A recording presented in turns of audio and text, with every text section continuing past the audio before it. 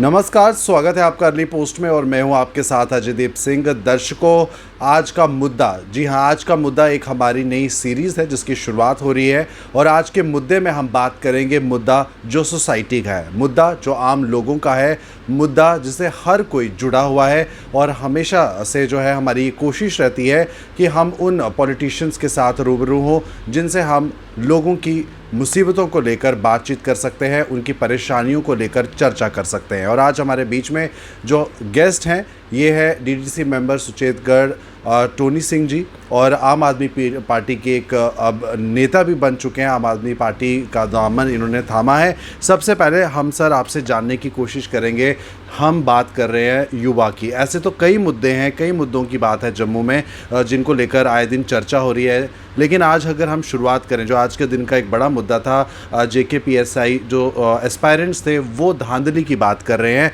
उनके साथ कहीं ना कहीं डिस्क्रिमिनेशन हुआ है, बैकडोर एंट्रीज हुई हैं और युवा का जो भविष्य है वो ख़तरे में है। इसको लेकर आज युवा काफ़ी गुस्से नज़र आए। एस्पायरेंट्स, क्या कहेंगे आप? नहीं, ये मैं समझूंगा कि एक तो ये LG सरकार जो है बुरी तरह हर मसले पे विफल है। किसी भी बात पे ये साफ और खरे नहीं उतरे हैं।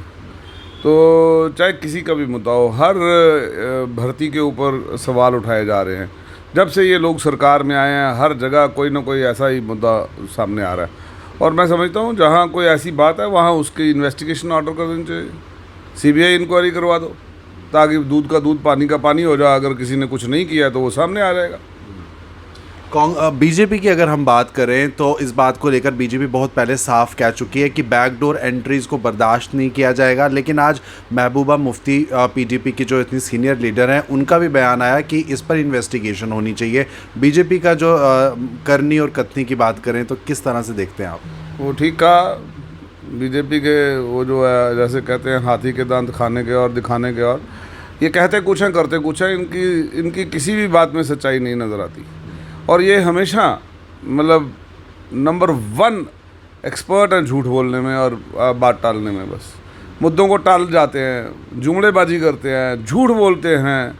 प्रेस और मीडिया का तो इनको अभी फिक्र ही नहीं है, क्योंकि गोदी मीडिया है। गोदी मीडिया दिन रात वही करेगा जो ये पढ़ा देंगे। तो इसलिए ये लोगों को समझ रहे हैं, आज ये मान ही नहीं रहे हैं कि लोगों की आवाज़ नहीं सुनने को तैयार हैं। तो जहाँ भी कोई, मैं समझता हूँ, कोई डिस्प्यूट आ जाए, जहाँ पे शक शुबा आ जाए, वहाँ पे किसके लिए एजेंसीज रखी हैं? आप उन जो ईमानदार नेता हैं उनके ऊपर आप कल सवेरे से सतिंदर जैन के घर में लगाई थी ED, रात के 2 बज गए, मिला कुछ नहीं। और बताने में भी कतरा रहे थे कि वे क्या बताएं अब प्रेस को जाके। तो इसलिए मैं समझता हूँ कि अगर बेमतलब की रेडें की जा सकती हैं CBI और ED द्वारा, तो कोई मतलब के मुद्दों पे भी इन्वेस्टिगेशन हो जाए। अगर PSI के जो एस्पिरेंट्स हैं उनको कोई शक शुबा हो गया है जो रिक्रूटमेंट एजेंसी के ऊपर, जो मैंने जो उसके हो, तो उसको इन्वेस्टिगेट करने में मुझे लगता है कोई हर्ज नहीं है। वरना जहाँ तक, और एक और बात कह दूँ कि ये एजेंसीज़ बाहर से जो हायर की गई हैं इनका अच्छी तरह से पता लगा लेना चाहिए और इनका अच्छी तरह से जो है ट्रैक रिकॉर्ड देख लेना चाहिए, क्योंकि यही लोग हैं जो गड़बड़ी भी करते हैं। हो सकता है जो बच्चे कह रहे हैं वो सच्ची हो, तो उसको इन्वेस्टिगेट क्यों ना कराया जाए? क्यों किसी आवाज़ को दमन किया जाए? क्यों किसी आवाज़ को दबाया जाए? पर क्योंकि जो चीज़ पुलिस के हाथ में थी वहाँ पे तो मुझे लगता है DGP ने बड़ा क्रिस्टल क्लियर रखा था। कैमरे के सामने आपकी दौड़ हो रही थी, हर चीज़ उसके सामने हो रही थी। जो चीज़ उनके पुलिस प्रशासन के उससे बाहर है, एजेंसियां बाहर से हायर की गई हैं, अब वहाँ पे पुलिस बेबस है। और मैं समझता हूँ कि जहाँ जैसे वो ट्रांसपेरेंट रखा जाता है कि भाई हाइट सामने नापी जा रही है, दौड़ सामने लगाई जा रही है, वैसे ही ट्रांसपेरेंट करें ना ये भी इशू।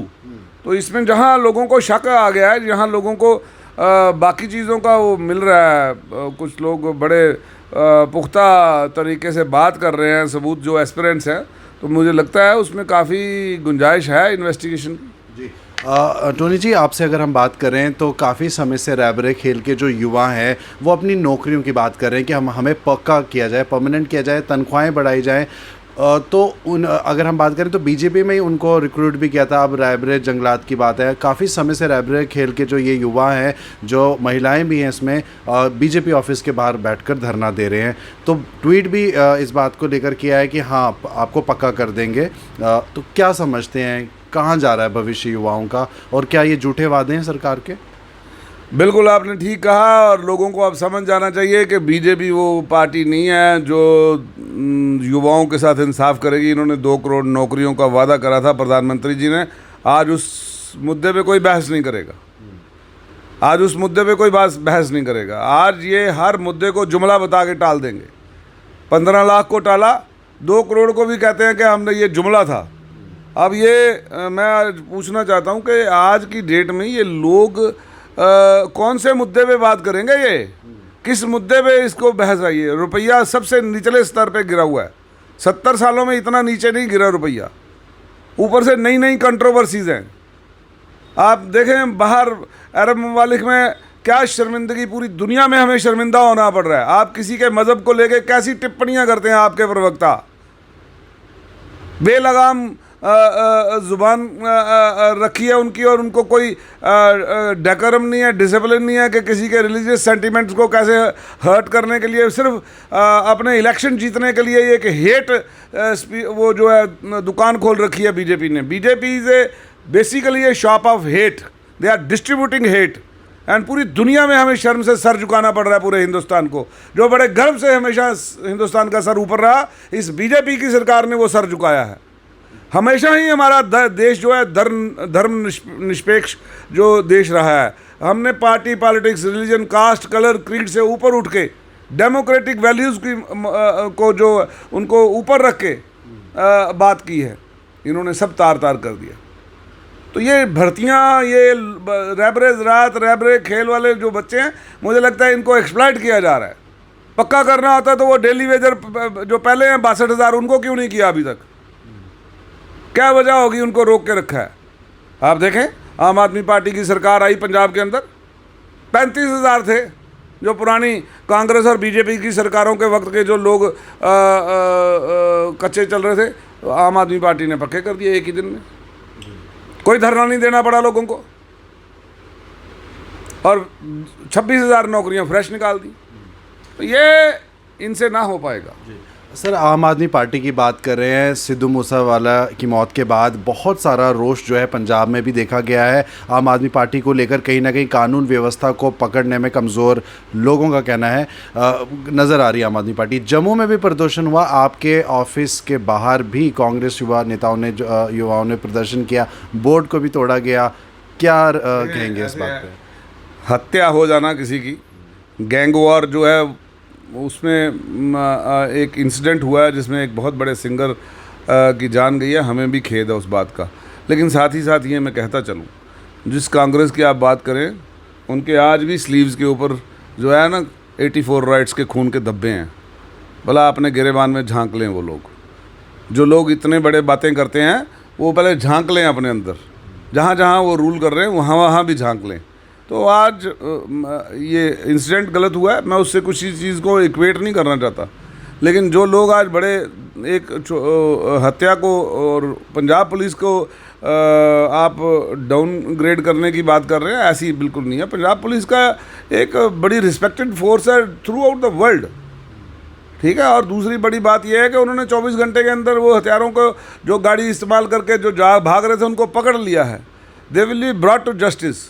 अब ये देखना है कि जो वेपन यूज़ हुआ, वहाँ पे हिंदुस्तान की सरकार को ये जवाब देना है कि वो वेपन कैसे आया जो सिर्फ और सिर्फ रशियन आर्मी यूज़ करती है। वो वेपन कैसे स्मगल हो गया इंडिया में? प्रधानमंत्री जी कहते थे कि जो वेपन बाहर से आता है, इन्फिल्ट्रेशन होती है, तो इसका मतलब प्रधानमंत्री कमज़ोर है। उस वक्त तो मनमोहन सिंह जी को टारगेट करते थे। तो आज कौन कमज़ोर है? कैसे आए ऐसे वेपन हमारे देश में, और वो भी गैंगस्टर्स के पास? तो ये बहुत विचार करने वाला विषय है। बाकी पंजाब पुलिस को मान सरकार ने हिदायत दे दी है कि सबसे पहले कि भाई ऐसी गैंग वॉर्स को बिल्कुल ज़ीरो टॉलरेंस पे लिया जाएगा, और दूसरा जो है चिट्टे की बहुत बड़ी मार थी। SHOs को और कंसर्न्ड SPs को हिदायत दे दी गई है कि जहाँ कहीं ये बिकता या ऐसा चीज़ पाई गई तो आप लोग दोषी होंगे और डोंट एक्सपेक्ट कि भाई आप लोगों को माफ़ किया जाएगा। तो वो एक कड़े शब्दों में मान सरकार ने, मुझे लगता है कि उसका मैसेज बड़ा लाउड एंड क्लियर है। और आस्ता आस्ता है जो Rome was not built in a day, एक दिन में रोम नहीं बन गया था। तो एक दिन में जो बिगड़ी हुई संस्थाएं छोड़ के गए हैं ये पिछले सरकार वाले, तो उसको दुरुस्त करने में थोड़ा सा वक्त लगेगा, लेकिन हम कर लेंगे। जी, अब घाटी की ओर बढ़ें तो आए दिन एनकाउंटर्स का जो दौर है वो भी जारी है। आतंकवाद पूरी तरह से जो है मंसूबे बना रहे हैं, टारगेट किलिंग को लेकर लोगों को निशाना बना रहे हैं, लेकिन एनकाउंटर्स का दौर भी जारी है। किस तरह से देखते हैं आप कि सर्च ऑपरेशंस हो रहे हैं, एनकाउंटर्स हो रहे हैं, लोगों को जो है शांत करने की भी कोशिश की जा रही है, तो सही रुख है सरकार का ये? देखें, इसमें मैं आपको एक बात बता दूँ, एनकाउंटर्स की आप बात कर रहे हैं, जहाँ तक जैसे मैंने पंजाब पुलिस के लिए कहा, जहाँ जम्मू कश्मीर पुलिस की बात है, ये भी एक बड़ी रिस्पेक्टेड फोर्स है थ्रू आउट द वर्ल्ड, और जिसने हाईएस्ट सबसे लंबे समय से ये मिलिटेंसी को फाइट कर रहे हैं। और आप रोज़ देखते हैं हमारे जवान भी शहीद होते हैं। तो मैं समझता हूँ कि बिना जान की परवाह किए हुए, अपने जान माल की परवाह किए हुए, हमारे अपने सर पे कफन बांध के हम लोगों की सुरक्षा में जम्मू कश्मीर पुलिस भी तत्पर रहती है।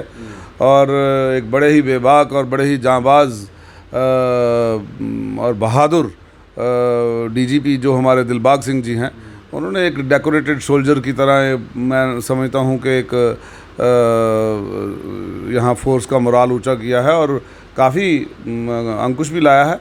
लेकिन फिर कहीं ना कहीं ये जो कुछ पॉलिसी बेस्ड चीज़ें हैं कि ये जो हालात बिगड़ रहे हैं वो इस वजह से भी है कि लोग LG प्रशासन से अब तंग आ चुके हैं। लोग चाहते हैं कि इलेक्शन हो, हमारी स्टेट का दर्जा वापस हो, और हम जो गवर्नरी राज है ये ख़त्म हो, ब्यूरोक्रेटिक स्ट्रक्चर का राज ख़त्म हो, ये अंग्रेज़ी राज ख़त्म हो, हिटलरी राज ख़त्म हो, और ये जो वायसराय का राज बन चुका है ये ख़त्म हो और लोगों का राज वापस आए। उसका भी बहुत बड़ा वो भी एक बहुत बड़ा कारण है लोगों की फ्रस्ट्रेशन का। और उसके बाद ये जो ऐसी किलिंग होना, ये कभी भी बर्दाश्त नहीं किया जाएगा, और इसको सरकार को सीरियसली लेना पड़ेगा कि जो लोग आज माइनॉरिटी कम्युनिटी से कश्मीर के अंदर नौकरी कर रहे हैं उनको सेफर प्लेसेस में ट्रांसफ़र दी जाए जब तक हालात नॉर्मल नहीं होते। अब मेरा आखिरी सवाल आपसे यही है कि आने वाले समय में चुनाव होने वाले हैं, आम आदमी पार्टी से जम्मू कश्मीर की आम जनता क्या उम्मीद कर सकती है, ख़ास तौर पर जम्मू के आवाम के लिए अगर मैं बात करूं तो कितनी, आप 87 सीट्स की जो है बात कर रहे हैं, तो किस तरह से देखते हैं, क्या आप लेकर आएंगे जम्मू के लोगों के लिए ख़ास? देखें, हमारा जो केजरीवाल स्कूल ऑफ थॉट है पॉलिटिक्स का, वो बड़ा सिंपल, स्ट्रेट एंड क्लियर है। उसमें कोई एक तो ज़ीरो टॉलरेंस है करप्शन के ख़िलाफ़। आपने देखा 1% के ऊपर मंत्री जेल गया है, ठीक है। और वहीं दूसरी तरफ भाजपा है, जहां अजीत पवार महाराष्ट्र में, जिसके ऊपर 23,000 करोड़ रुपए घपले का इल्ज़ाम था, लेकिन जब वो सवेरे इनके साथ डिप्टी चीफ मिनिस्टर बनने के लिए तैयार हो गए तो जनाब सवेरे 5 बजे चिट क्लियर दे दी कि ये क्लियर भी हो गया उस घपले से। तो ये आपको आज साफ नज़र आएगा कि Aam Aadmi Party means corruption free government. When we talk of corruption free government, absolutely corruption free government होगी। और दूसरी सबसे बड़ी बात, फ्री बिजली, फ्री पानी और साफ़ पीने का पानी, फ्री शिक्षा और फ्री चिकित्सा जो आपको है वो मोहल्ला क्लिनिक के थ्रू मिलेगी। और आप कभी दिल्ली आपका जाना हो तो आप एक बार स्कूलों का चक्कर लगा के आके देखें कि जो सिलेबस इंटरनेशनली एक्सेप्ट किया जाता है वो सिलेबस हिंदुस्तान के चंद चुनिंदा 2, 4 या 5 कॉलेजेस में चलाया जाता था, ठीक है। वो आज दिल्ली के 12 से 15 स्कूलों में चल रहा है, सो दैट बच्चे वहाँ से पढ़ के बाहर जा सकें। तो आपको देखना पड़ेगा कि ज़मीनी सतह पे हमने करके दिखाया है, लेकिन जो हमने कहा है वो हमने किया है। वैसे नहीं है बीजेपी की तरह के बाद में हम खिसियानी बिल्ली खंबा नोचे, नहीं ये तो जुमला था। हमने कोई जुमला नहीं बोला, हमने जो बोला सच्चा वादा किया। ये पहला मुख्यमंत्री है केजरीवाल दिल्ली सरकार में जिसने जो अपना मैनिफेस्टो था वो लागू कर दिया। बाकियों के मैनिफेस्टो आज उन्हीं के डस्टबिन में पड़े हुए हैं जिनको वो अपनी रिस्पेक्टिव पार्टीज़ के, लेकिन वो आज तक लागू नहीं कर पाए।